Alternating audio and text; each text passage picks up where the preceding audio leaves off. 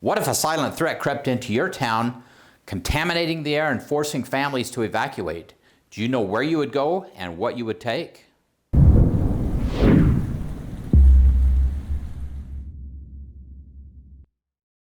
Hey, Provident Preppers, I'm Jonathan. And I'm Kylene, and today we are going to talk about a chemical spill that happened in Vinton County, Ohio, and about what would you do if this happened in your county and you had just a few minutes to be able to evacuate? Where would you go and what would you take with you? Well, today we have Nick Miller back with us, who is a seasoned paramedic, an educator, and an emergency preparedness specialist who's going to share with us some of the things that we can do to prepare in advance and how to handle one of these situations if it happens to occur in our hometown. So Nick, why don't you introduce yourself to our audience again, and let's get started. Hi, I'm Nick Miller. I am a longtime paramedic instructor and dabble in emergency management and my career quite a bit, and trying to become a victory gardener, but it's not working out. But that's how we met. So one of these days I'll get there. And I don't know, we talk about stuff pretty much. You ask me questions and I answer them. So We love your expertise. We love your wisdom. And I think it's very valuable to our audience. And that's actually how this video came about, because when this chemical spill occurred, Nick texted us and said, where are all these people going to go? Are there enough hotel rooms for them, right? And there were some other things happening at the same time. And that was the really good questions. yeah, that was more in Manitoba, where the locals were fighting the hotel people to prioritize them over tourists because they had run out of emergency shelters and they had run out of hotel rooms from the wildfires up there. I believe it was Manitoba. That's the one. And that same day, they had, all these people evacuating. So the point is, there's people who think I'm never going to leave my house. And sometimes you don't get a choice unless you want to be burned alive or suffocate under asphyxiating gases, but whatever works for you, I guess. But you're probably going to leave. So I was just kind of showing that, every year this happens and every year people are surprised that it happens, but it's not, anything crazy. It's just part of, happens every year, all the time, all over the country. So let's talk just a little bit about evacuation protocol. So if this is all going on and I don't want to leave my home, do I have to? Yep. They'll arrest you. Depends on the jurisdiction and the laws, but yeah, they will. They'll tell you got an hour, then they'll shut you out. And they may let you back at a certain point or during that. I was really surprised. Like I said, when I was 18 years old, I worked in a grocery store overnight. That we didn't bail a single bag that year because that was the Great Flood in '93, if you remember that. And people would come in at 1, 2 in the morning and be like, the police told us we have 1 hour to leave and they're locking us out of our houses and we have to evacuate because of the floods. Do you have any boxes? If it's dangerous enough, like the fire or chemicals, you may not even get an hour. You may just have to leave. If it's something slower like a flood, you may get an hour, you may get a day. Just all depends on what the emergency is and how threatening it is.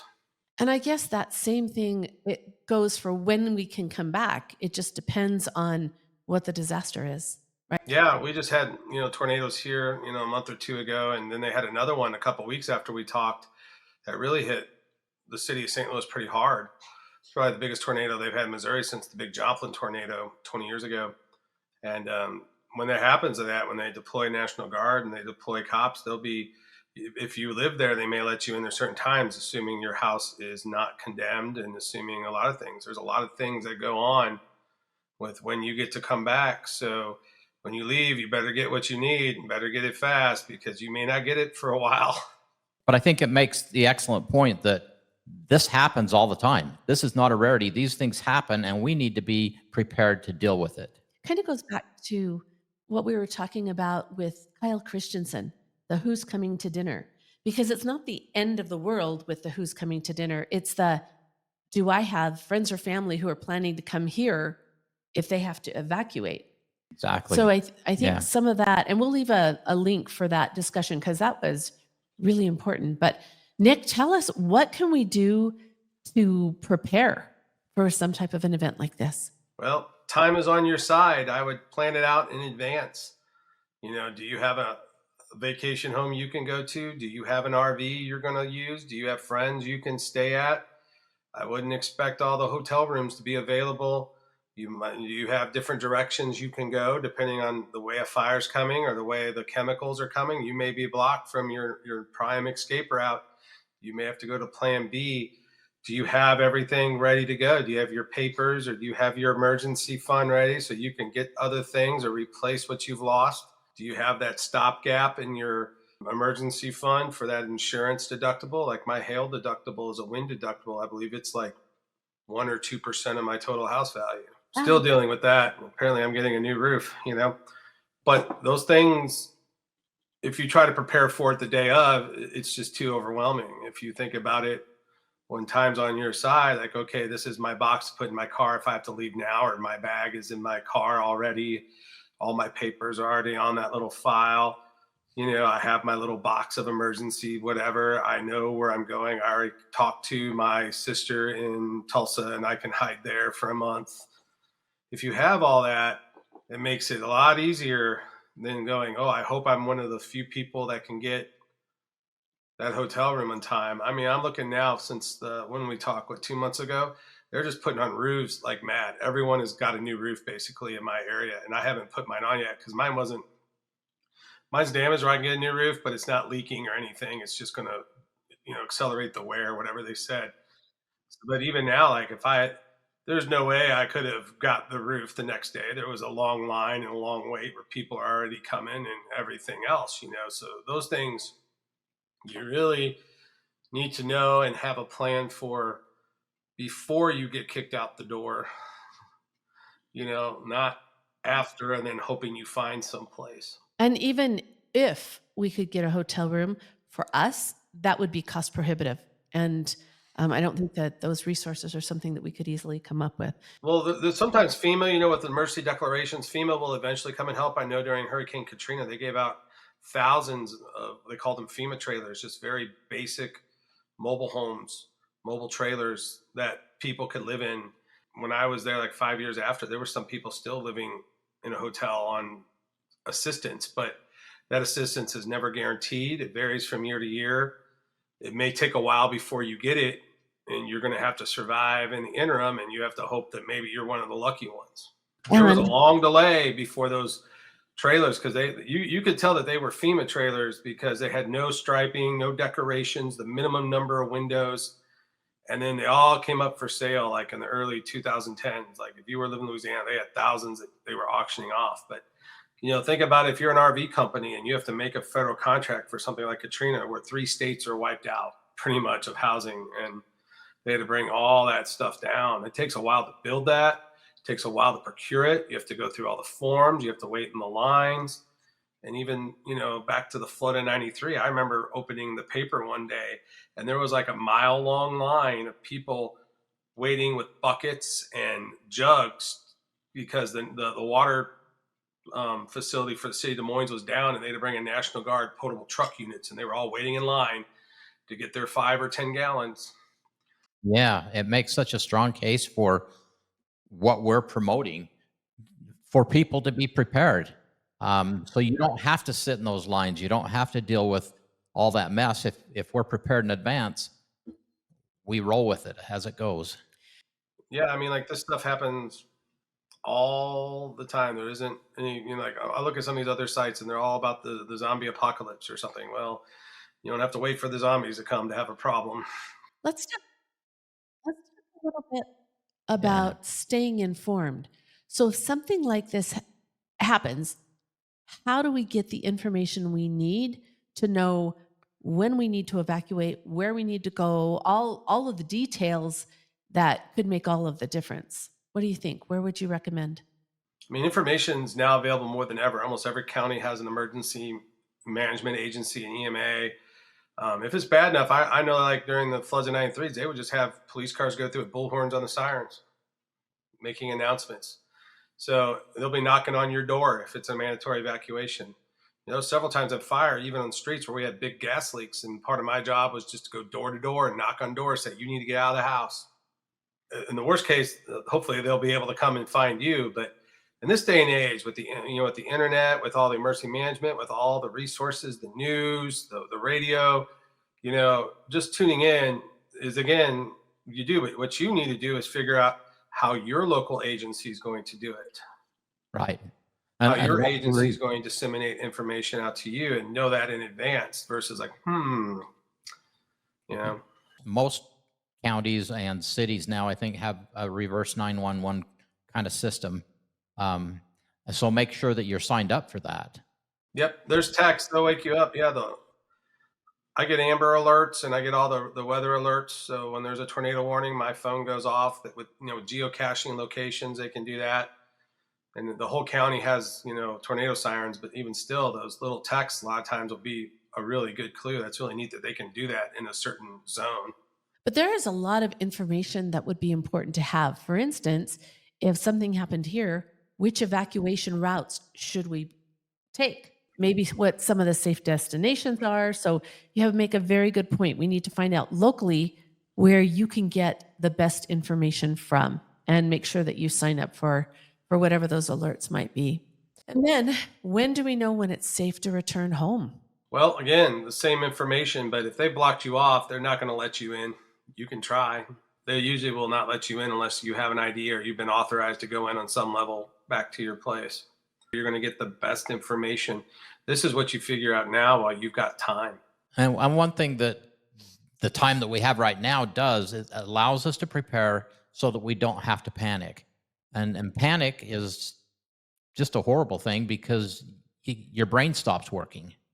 And you know more about that than probably any of us, but tell us a little bit about that, about what we can do so that we don't panic, so that we are able to do this in a way that's not going to cause us undue stress. Well, from a physiological point of view, the best thing to do is not to get upset in the first place, not to get stressed, because when you release that an epinephrine, it causes proven, documented biological responses. Mainly, it cuts off your ability to recall long-term memory, or what they call amygdala hijacking. So, the example I always use is when you're cramming for a test and you go in the test and you're all nervous about the test. You've studied for that question. You can't remember that question. You don't put the answer. And you get all mad at yourself, which adds more stress, because the stress response can either be fear or anger. Both of them can release it, but you can't remember it. You studied it. You can remember where you were, study it. And then the minute you walk out of the room, the test is over, that epinephrine wears off and you remember the answer. And now you're mad at yourself all over again because you remember the answer. So that's kind of an example of how, because, our bodies, and it's kind of an off topic, but our bodies with epinephrine response is really an evolutional response. It's an ancient response to have you focus on the big bad bear about to eat you right then and there, and not focus on what color my curtains are while the big bear's there. Once you completely focused in the moment, dealing with an imminent threat, and be ready to fight or flight, as they say. That's what the epinephrine does, which is adrenaline. Epinephrine and adrenaline are the same thing. They're the identical drug. That's where we get EpiPens from. It's literally given them adrenaline. But in these day and ages, when we have longer term stresses, or we have the stresses of testing, or we have the stresses, whatever, our body really wasn't made to deal with those long term stresses, and they can really eat on us and release, biochemical things, not just adrenaline, but cortisol, other things.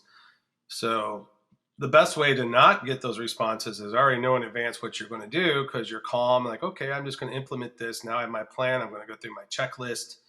There's big books on the Checklist Manifesto, that just talk about it and stress how checklists really are safety, from on air, the airline industry to everything else.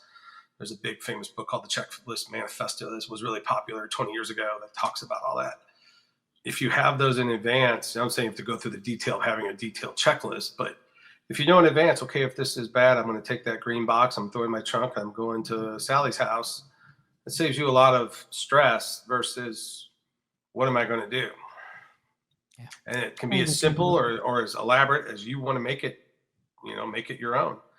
If you have 19 kids and 5 dogs, it might be a little more complicated than me. I have 1 dog and 1 kid. So let's talk about the lessons for preppers in all of this. And, everyone needs to prepare, but there's also a role for community and like CERT training and all those kinds of things, taking care of each other in our neighborhood. Let's talk a little bit about some of the things that we can do to learn now and prepare to help take care of those around us. First, know what you're going to do. So know how much you want to get involved. Do you want to be part of a CERT team? Is that your calling? Do you want to just get away? What channel do I listen to? Where do I get the news? Your local agencies can give you that information. Start taking the time to figure that out, and don't make it overwhelming. My old boss used to say, "How do we eat an elephant? One bite at a time." So maybe, tomorrow your goal is to find out what channel you're going to watch for information or what website. And maybe the next day it's going to be, I'm going to find out where am I going to go north and who I can hang out with. And maybe the next day it's who am I going to go west. But, again, time is on your side. Take out a couple little things every day. Go enjoy your life. Don't obsess over it. Still do what you got to do. But anything you've accomplished before the event happens is still better than 99% of the people. And you're going to be glad you did. Don't let it take over your life. Enjoy life. Take it out one piece at a time. Just get everything in a row as much as you want to. Some people are passionate and will spend a whole month and do nothing but this, and that's cool. And other people, well, take your time. Make it work for you. There's no set rule on how this works, but in general, time is on your side, but you never know when something's going to happen. When it happens, it happens. You got to deal with it as it comes. One of the things that I would recommend is when you do find out what stations you are listening to or where it is that you need to go to, like on our radio, our emergency radio, I actually have it taped on there so that when life gets crazy, I don't have to remember that. It's just right there. Yep, and have your backup plans because everyone assumes they're going to go online or they're going to use the cell phones. And 9/11 is a great example. All the cell phone towers went down in the overload. I mean, if you go to look at pictures of 9/11, which was only, 23, 24 years ago, not that far along. I mean, this was the cell phone age. They were putting pieces of paper on boards, just hundreds of pieces. Have you seen so-and-so? Hey, Johnny, I'm okay. Just on boards all over. You can Google it. So you want to make sure you not only have what website or what phone, but what your other backup means of communication is. How are you going to not only get the information, but how are you going to talk to your loved ones and let them know, hey, I'm not here. We've been evacuated. So, what do you think separates those who prepare well from those who don't? How well do they fare? I think a lot better. I think it's the difference between an emergency and an inconvenience. I like that. I That's a like good way that. to put That's it. a really good way to put it. You know, We can when- deal with an inconvenience a little bit, but dealing with something a lot more severe, not appealing. I mean, the biggest thing too is just financial planning. I mean, I saw that with these tornadoes. If you have been slowly building up your emergency fund, and I'm not saying it's easy because I've been a poor medic for many years, it's an inconvenience to lose your deductible, but it's not an emergency.